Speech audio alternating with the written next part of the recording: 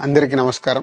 మన ఈ మధ్య నిజామాబాద్లో మేము సంక్రాంతికి వస్తున్నాం ఈవెంట్ చేయడం జరిగింది. అది నిజామాబాద్ పట్టణంలో ఫస్ట్ టైం. ఇంతకుముందు ఎప్పుడు మన దగ్గర సినిమా ఈవెంట్స్ పెద్దగా జరగవు. అప్పుడు ఒకసారి ఫిదా సక్సెస్ మీట్ ఒకటిసారి పెట్టాము. మళ్ళీ సంక్రాంతికి వస్తున్నాం చేసాం. అంటే ఆ నిజామాబాద్తో నాకున్న అనుబంధం అలాంటిది. నిజామాబాద్ జిల్లా వాసిగా అక్కడ ఈ సినిమా ఈవెంట్ చేయాలని చేయడం జరిగింది. పోతే ఆ ఈవెంట్లో నేను మన కల్చర్లో ఉండే మన దావత్ గురించి, మటను తెలగలు గురించి సంబోధించాను. నేను ఆ మాటలలో తెలంగాణ వాళ్ళని నేను అవమానించానని, తెలంగాణ మీద హేళన చేశానని కొంతమంది మిత్రులు కామెంట్స్ చేసి సోషల్ మీడియాలో పెట్టారని తెలిసింది. నా ఉద్దేశం అదే స్పీచ్లో లాస్ట్లో చెప్పడం జరిగింది.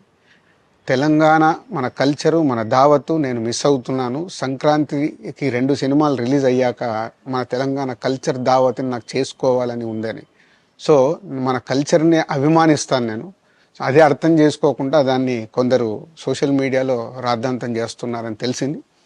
నిజంగా మీరందరూ ఆ మాట వల్ల ఏదైనా హర్ట్ అయి ఉంటే నన్ను క్షమించండి. ఎందుకంటే నా ఉద్దేశం అది కాదు.